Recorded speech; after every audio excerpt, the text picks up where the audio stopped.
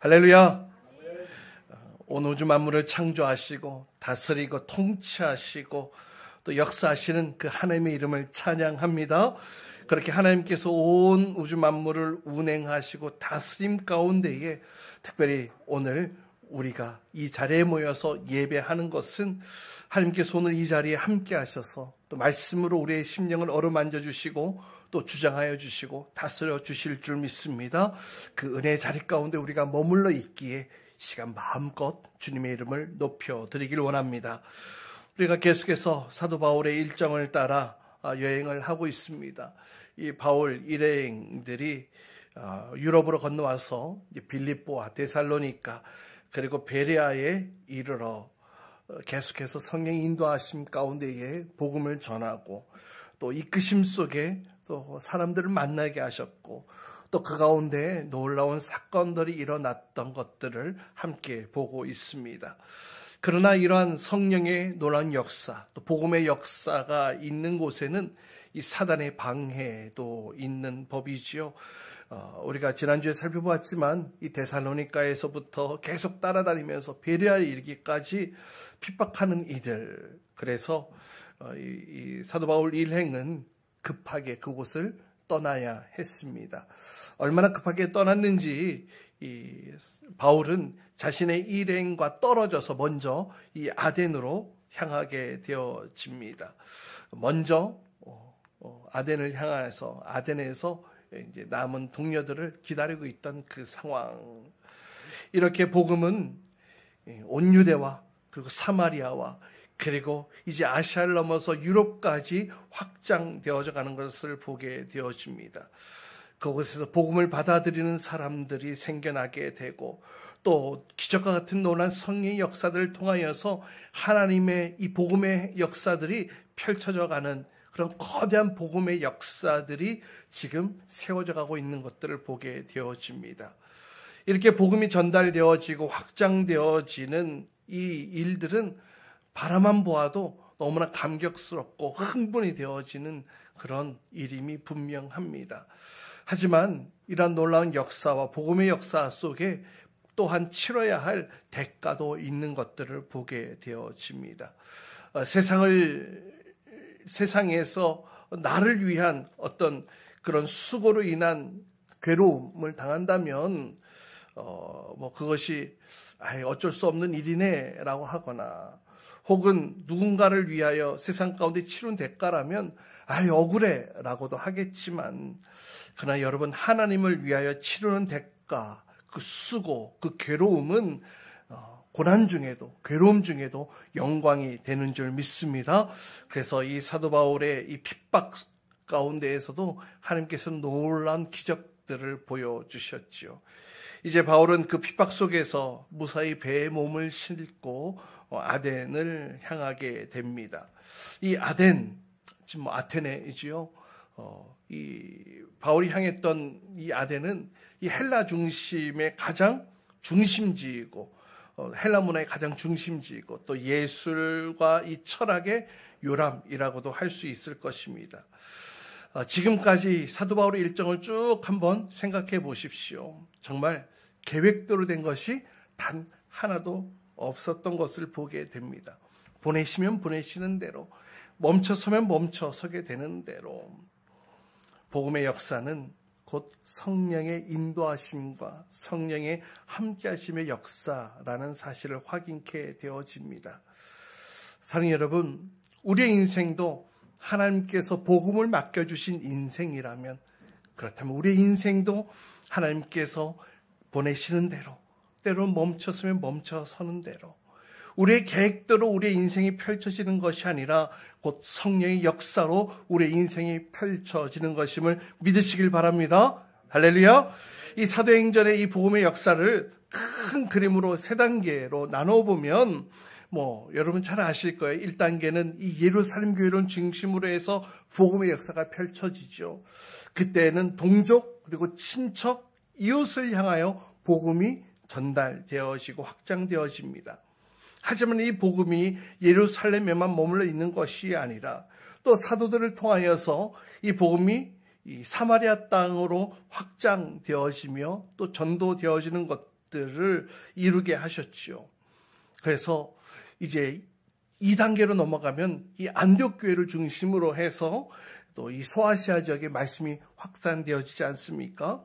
근데 여러분, 이 안디옥 교회를 중심으로 해서 소아시아 지역으로 복음이 확산되어지는 계기가 무엇입니까? 예루살렘 교회에 핍박이 있었기 때문에 이 일들이 펼쳐졌던 것을 보게 되어집니다. 따라서 고난과 핍박은 아픔일 수 있고 또 괴로움일 수는 있겠지만 그 가운데에는 놀란 하나님의 영광의 역사들이 담겨 있는 줄 믿으시길 바랍니다.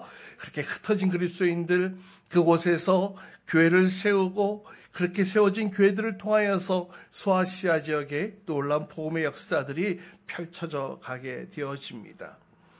여러분, 이러한 핍박과 이런 고난, 어떤 개인의 고난 또 사회적 고난을 겪게 되어지면 우리는 늘 생각해 보아야 할 것이 있습니다. 억울하고 안타깝고 그렇게 우리가 고난을 바라보는 것이 아니라 우리는 이 고난을 이 하나님의 시각으로 바라보아야 된다는 것입니다. 오늘 예루살렘 교회의 핍박과 또 그 그리스도인들이 당했던 고난은 결국 복음의 확장으로 펼쳐졌던 것들을 보게 되었습니다. 이제 3단계 바울을 중심으로 해서 복음이 성령의 역사하심을 통하여 이 소아시아 지역에만 갇혀 있는 것이 아니라 성령의 강권하심으로 유럽 땅으로 넘어오게 되어졌습니다. 이 과정 역시 이해가 안 되고 왜 나를 막으십니까? 우리의 길을 왜, 우리의 계획을 왜 막으십니까? 용납이 안 되는 사건들이 펼쳐졌지만 그러나 이 일은 하나님의 계획 속에는 이 복음이 유럽을 통해서 로마를 통해서 전 세계로 퍼져가게 하시려는 하나님의 놀라운 계획이 담겨져 있었던 것을 보게 되어집니다. 우리는 다 알 수 없지만 우리는 다 이해할 수 없지만 하나님의 도구로 쓰임 받는다면 비록 지금 나의 처지가 나의 여건이 어떠하다 할지라도 우리는 하나님의 복음의 도구로 쓰임받게 되어지는 줄 믿습니다. 여러분, 우리의 인생, 우리의 계획대로 펼쳐지는 것이 결코 아닙니다. 우리의 인생이 때로는 굴곡지고 또 역경 속에 그러한 삶의 환경이 주어진다 할지라도 우리의 인생을 주님께 맡겨드리게 될 때에, 우리의 인생을 주님께 의탁하게 되어질 때에 하나님께서 우리의 길을 가장 선한 길로 또 가장 완전한 길로 그렇게 우리의 인생을 인도하시고 이끄시고 함께 하시는 줄 믿습니다. 그렇게 역사하실 하나님께 우리의 인생을 맡겨드릴 수 있기를 주님의 이름으로 축복합니다. 아멘. 이제 바울은 아덴으로 가게 되는데요. 이 아덴, 이 소크라테스, 또 플라톤, 아리스토텔레스의 어떤 인류 역사상 이 훌륭한 철학자들이 배출되어진 곳이죠. 이 베레아에서 쫓기듯이 도망해 온 것처럼 보여지지만 사실은 하나님의 계획은 바로 이 아덴 땅에 있었던 것을 보게 됩니다. 그래서 하나님께서 급히 그를 보내셨던 것이죠. 오늘 본문 말씀 16절, 17절 말씀 우리 같이 함께 읽도록 합니다. 함께 읽습니다. 시작. 아테네에서 그들을 기다리고 있는 동안에 로 가득 차 있는 것을 보고 격분하였다. 그래서 바울은 회당에서는 유대 사람들과 이방 사람 예배자들과 더불어 토론을 벌였고 또한 광장에서는 만나는 사람들과 날마다 토론하였다. 아마도 이 바울은 동료들보다 먼저 왔기 때문에 처음 도착한 이 도시 아마 구경하고 돌아보는 시간이 있었던 것 같습니다. 그런데 처음 접하게 된 이 도시를 돌아보는 동안 이 사도 바울의 이 마음속에는 불같은 것이 일어나기 시작했습니다.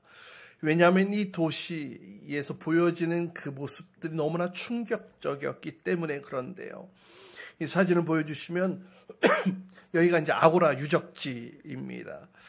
오늘 본문 17절에는 이 광장이라고 표현되어진 이 아고라, 지금은 시장, 그래서 실제로 이 아고라 유적지 옆에 이 시장들도 이렇게 질비해져 있는데 이 시장이라는 의미로 지금은 사용하지만 그 당시에는 정치, 경제, 사회, 문화 이 모든 것이 모여 있는 중심지로서의 역할을 했었습니다. 그래서 그 다음 지도를 보여주시면 지금 잘 안 보이시지만 이 아고라 광장을 중심으로 해서 또 아크로폴리스, 또 파르테논 신전, 또 헤파토이 신전, 또 스토아파 건물, 또 이런 여러 중요한 건물들이 이 광장으로 중심으로 해서 다 이렇게 보여지더라고요. 그만큼 그 도시의 가장 중심지였습니다. 지금도 유적지를 가보면 어마어마하게 지어놓은 신전들이 질비해져 있고요. 그 다음 사진 보여주시면, 그리고 저 신전의 기둥마다 새겨진 우상들, 또 이 돌을 받치는, 기둥을 받치는 이 받침대에도 새겨진 그 우상들, 또 거리마다 이 돌 신상들이 지금도 그렇게 질비하게 남아있는 것을 보게 되는데요. 바울이 아마 이런 모습들을 보고 충격을 받지 않았나 생각되어집니다. 그러니까 온 도시가 우상으로 가득 차 있었던 것입니다. 지금 많이 허물어진 유적지에 남아있는 곳도 저렇게 많이 있는데 아마 그 당시에는 더 심하지 않았을까, 이런 생각을 충분히 해보고도 남을 것 같습니다. 외적으로는 문화의 중심지, 어떤 철학의 도시로 포장되어져 있지만 그 안에 직접 사도 바울이 들어가 보니 온갖 우상과 미신으로 가득한 도시였던 것입니다. 그래서 사도 바울은 이러한 도시를 돌아보면서 격분했다. 오늘 성경은 그렇게 이야기하고 있습니다. 운동 경기, 또 어떤 문화예술, 이런 것들은 당시에 어떤 의미를 가지고 있었냐면, 이번에 성지순례를 다녀오면서 가이드해 주시는 권사님이 말씀해 주시기를, 이런 것들이 신들 앞에서 인간의 가장 아름다움, 또 인간의 가장 어떤 우월성을 드러내기 위한 방편으로 이런 운동 경기가 펼쳐졌고, 또 문화예술이 발달되어졌다, 이렇게 말씀하시더라고요. 신들 앞에 보여지는 인간의 모습을 위해서 말이죠. 그렇게 발달했다고 하는 그 도시 속에는 온갖 우상으로 질비해 있는 것을 보게 되어집니다. 여러분, 문화 수준이 높아지면, 문화가 발달하고 문화 수준이 높아지면 이 미신, 우상, 이런 것들이 없어지고 사라집니까? 아니요, 그렇지 않는 것 같습니다. 하나님이 없는 세상에는 오직 두 가지 힘이 작동한다고 하는데요. 그것은 나 자신의 힘이거나 아니면은 우상, 미신의 힘이 작동되어진다고 합니다. 뿐만 아니라 문화, 예술, 사회, 과학이 발달하면 발달할수록 점점 하나님과 멀어지게 되는 거예요. 그러니까 멀어지면 멀어질수록 우상과 미신에 더 가까이 하게 되어진다는 것입니다. 오늘날도 마찬가지입니다. 전기 자동차가 막 나와서 우와, 이 전기로만 자동차가 가는구나. 그 시절을 제가 이제 중국에서 처음 맞았었는데요. 당시에는 최첨단 이 자동차겠죠. 점점 거리에 이 전기 자동차들이 하나 둘씩 늘어나는 것을 보게 되어지며 또 신기하기도 했는데, 그런데 그렇게 새로 나온 그 차들마다 휠이라든지, 안 그러면 이게 사이드 미러라든지 이곳에다가 이 빨간 줄들 같은 것들을 막 묶어 놓은 것을 보았어요. 그래서 처음에는 새 차를 사면 어떤 축하해주는 의미에서 그렇게 장식을 했나 보다, 이렇게 생각을 했었는데요. 나중에 알고 보니까 그것이 장식의 의미라기보다는 부적의 의미에 더 가깝다는 사실을 알게 되어졌습니다. 그것들을 달아놓고서 사고 안 나게 해달라고 붙여놓은 부적과 같은 것이더라고요. 그러니까 세계 최고의 기술을 가진 최첨단 장비를 두고 거기에다가 부적을 탁 붙여놓고 운행을 한다는 것이 제 생각 속에는 참 어처구니 없는 일 아닌가, 이런 생각이 들더라고요.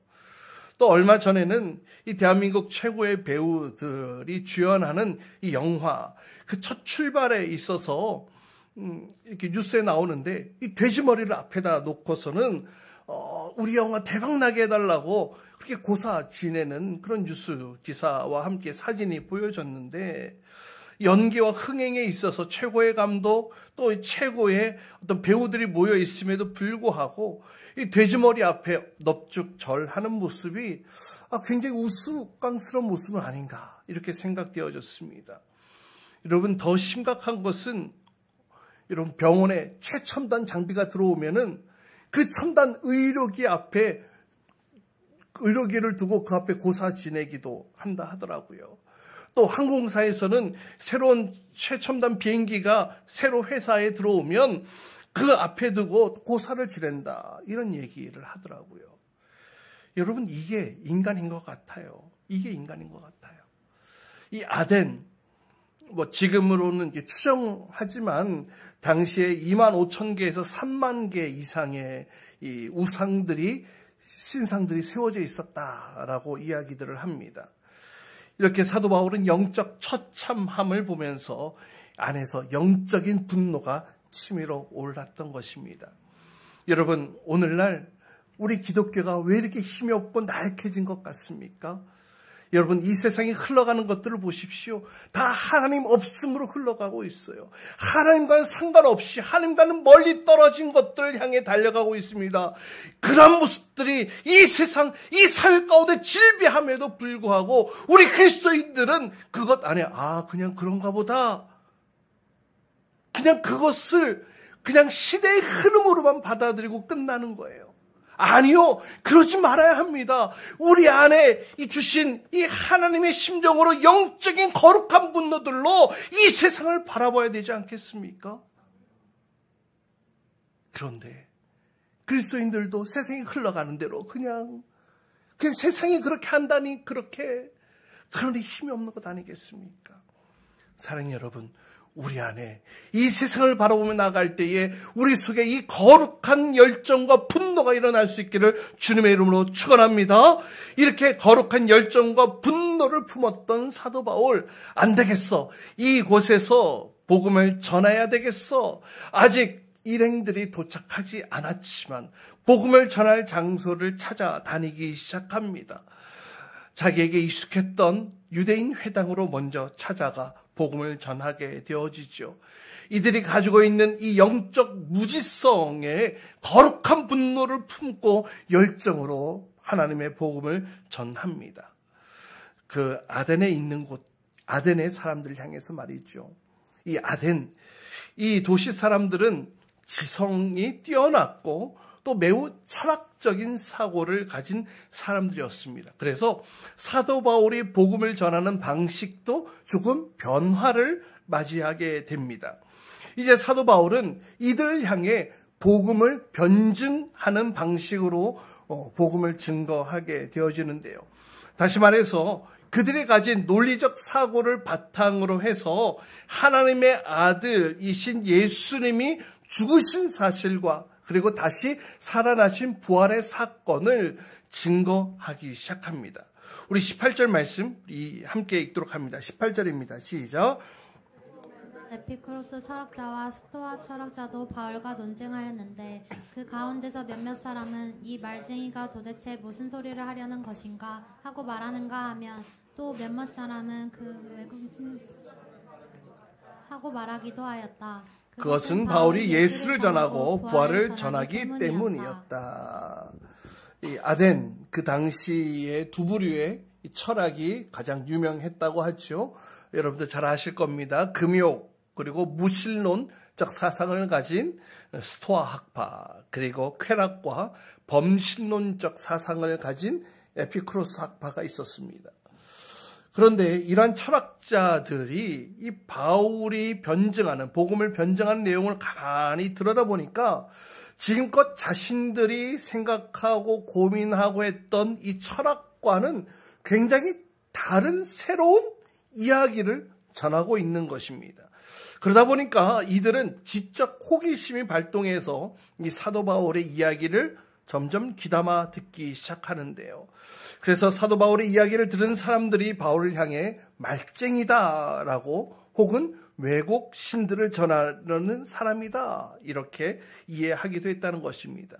이들이 이렇게 이해한 이유는 두 가지입니다. 거기 뭐라고 얘기를 하고 있습니까? 바울이 무엇을 전하고 무엇을 전했기 때문에 예수를 전하고 부활을 전했기 때문에. 여러분, 사도 바울이 이곳에서 예수를 어떻게 전했겠습니까? 예수님은 하나님의 아들이십니다. 인간으로 이 땅에 오셨지만 그의 본성은 신이십니다. 육신의 몸으로 이 땅에 오셨는데 그냥 오신 것이 아니라 인간의 죄 문제를 해결하기 위해 이 땅에 오셨고, 그렇게 십자가에 달려 죽으셨지만 그는 그의 죽음으로 끝난 것이 아니라 다시 살아나시는 부활의 사건이 일어났습니다. 이러한 복음의 핵심들을 전하지 않았겠습니까? 그러니까 이런 이야기들이 자신들의 철학적 사고와 어떤 자신의 세계관과는 좀 그동안 맞지 않는, 이해할 수 없는 내용들이 펼쳐지게 되는 거예요. 그러나 사랑 여러분, 복음은요, 이해하는 것이 아니다라는 사실을 기억하시기 바랍니다. 복음은요, 세상에 납득되어질 내용들로 채워진 것이 아니고 세상에 납득할 것들로 전하는 것도 아니에요. 어떤 세상의 이치를 고려해서 설명할 수 있는 것이 복음이 결코 아닙니다. 여러분, 왜 그런지 아십니까? 이 세상 철학, 이것은 사실 인간 속에서, 이 인간의 생각 속에서 나온 것들이에요. 인간에서 나온 것들입니다. 인간이 만든 종교 혹은 인간이 만든 그 철학으로는 인간을 구원할 수는 없다라는 것이죠. 그래서 하느님으로부터 가능하다. 인간 스스로는 스스로 구원할 수 없기에 누군가의 도움이 필요한데 바로 그분이 하나님이다. 바로 이런 내용이기 때문에 세상의 이치로는 이것을 설명할 방법이 없는 것입니다. 그러니 인간이 이해하고 납득하고 설명할 수 있는 것이 아니다라는 사실이죠. 계속해서 바울의 이야기를 듣던 이들은, 야, 너의 이야기를 들어보니까는 굉장히 신비하기도 하고 좀 이상하기도 하고, 그래서 바울을 어디로 데리고 갑니까? 이 아레오바고로 데리고 갑니다. 이 사진을 보여주시면 이곳이 이제 아레오바고 올라가는 이 계단인데요. 저 돌 언덕이 이제 아레오바고입니다. 그 다음 사진 보여주시면 이 아레오바고에서 뒤쪽으로는 파르테논 신전과 또 밑으로는 이 아고라와 또 여러 중요 건물들이 다 내려다 보이는 그런 돌 언덕인데요. 이 파고스가 언덕이라는 뜻이니까 아레오바고 하면은 이 아레오 언덕이라는 뜻이겠죠. 이곳은 지금 이렇게 언덕으로 돌무더기로만 유적으로 남겨져 있는데요. 사실 이곳은 뭐 재판하고 또 입법하고 어떤 의회의 성격을 가진 그런 모임들이 펼쳐진 장소였다고 합니다. 그리고 그곳에서 어떤 도덕과 철학과 또 종교에 대해 서로 논쟁하는 그런 토론의 장소가 되었다고도 하는데요. 오늘 본문 19절로 20절까지 말씀을 보면 이제 아레오바고로 이들이 데리고 가서 이제 물어보는 것이죠. 당신이 주장하는 것이 무엇입니까? 한번 이 사람들 앞에서, 이 철학자들 앞에서 한번 설명해 보아라 라고 이야기하고 있는 것입니다. 사도 바울은 이 기회를 절대 놓치지 않았습니다.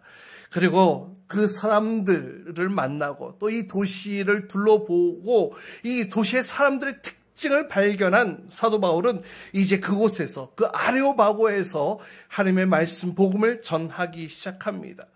이 유명한 아레오바고 설교가 그래서 22절로 31절까지 펼쳐지게 되는데요. 먼저 22절 말씀 보세요. 우리 같이 함께 읽어볼까요? 22절입니다. 시작.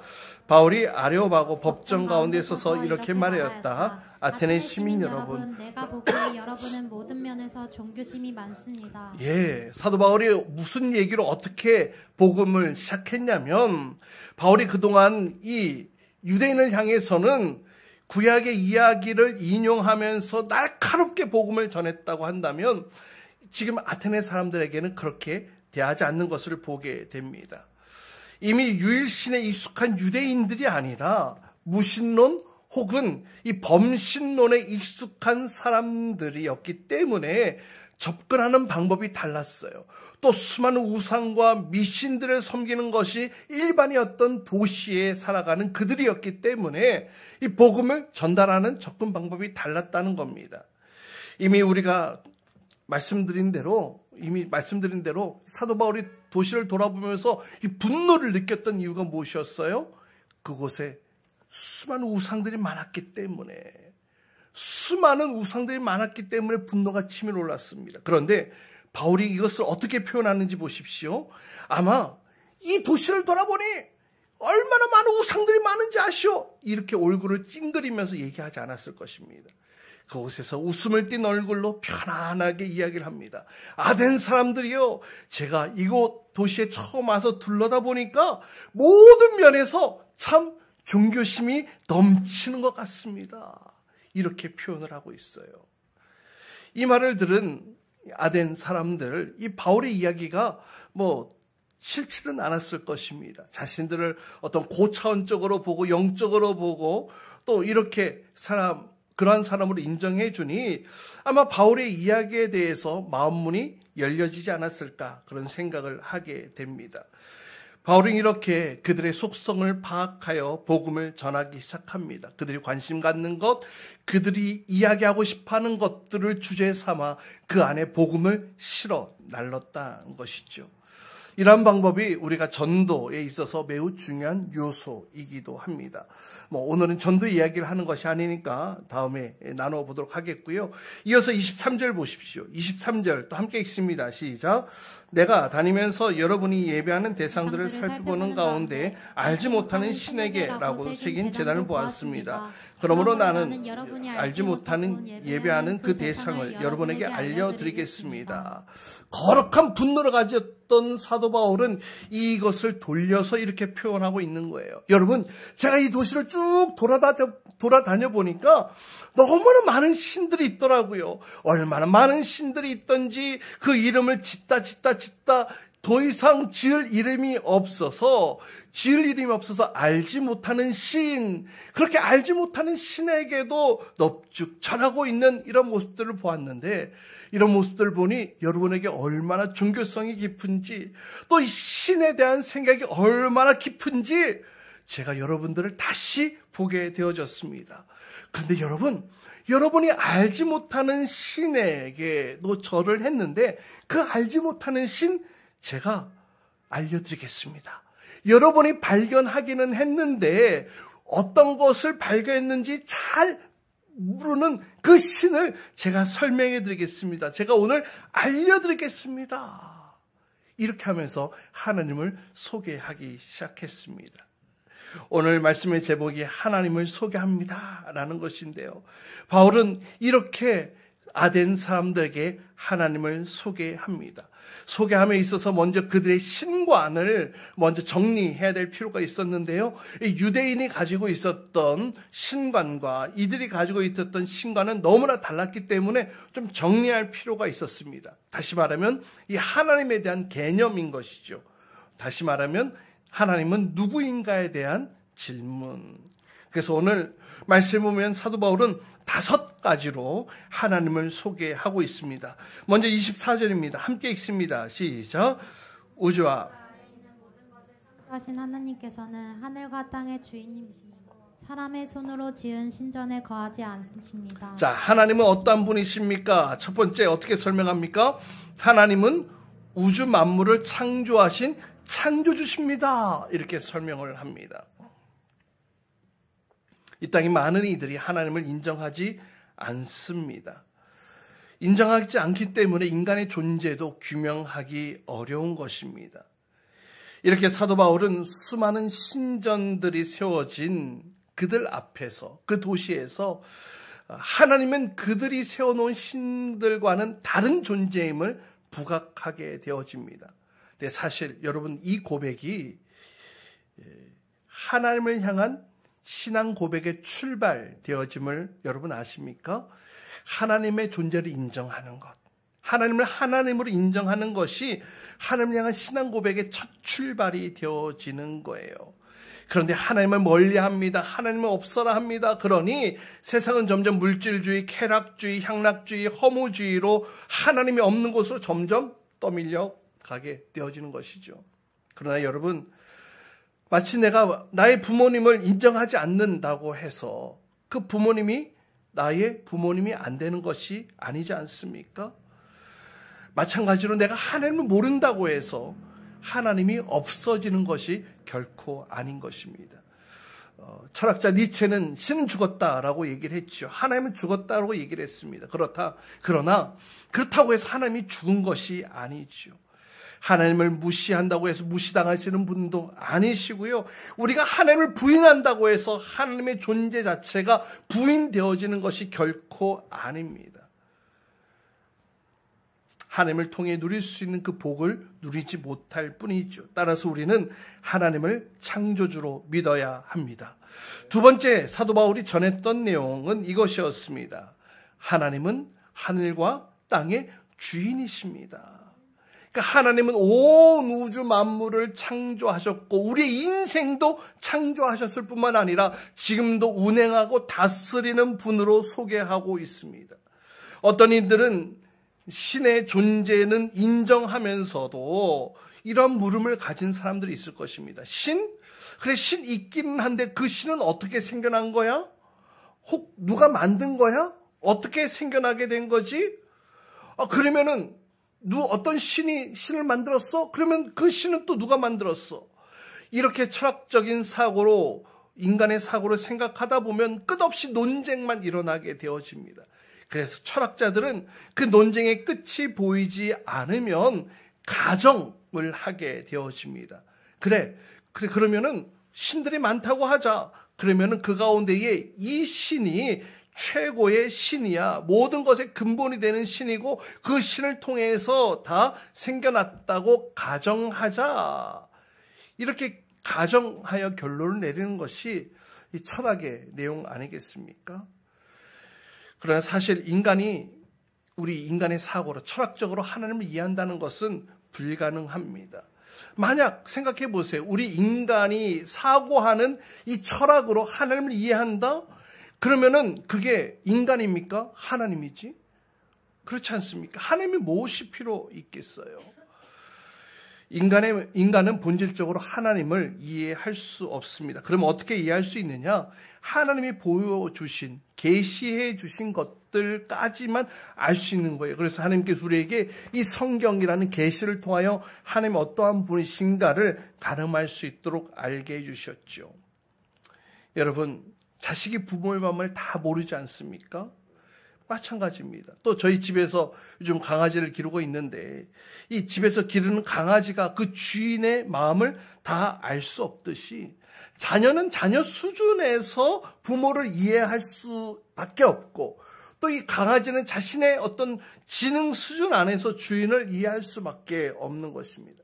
마찬가지예요. 우리 인간이 가진 그 수준 안에서 하나님을 이해할 수밖에 없는 연약한 존재라는 것이죠.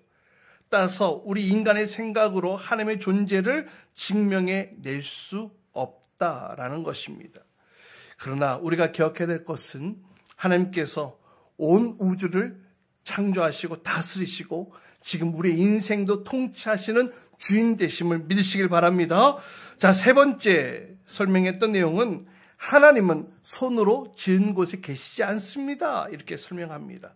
이것이 당시 아덴에서 발견했던 우상들과 큰 차이라고 할 수 있는데요. 이 우상 결국 누가 만들었어요?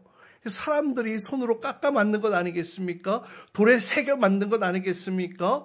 사람들이 그것을 만들어 놓고서는 그것이 신이라고 절하는 거예요. 여러분, 굉장히 생각해 보세요. 엄청 웃긴 얘기 아닙니까? 어떻게 사람의 손으로 만들어진 것이 신이 될 수 있냐라는 거예요. 사람의 손에 의해 신이 만들어졌으면 그러면 그 신을 만든 사람이 신이 되는 것 아니겠습니까?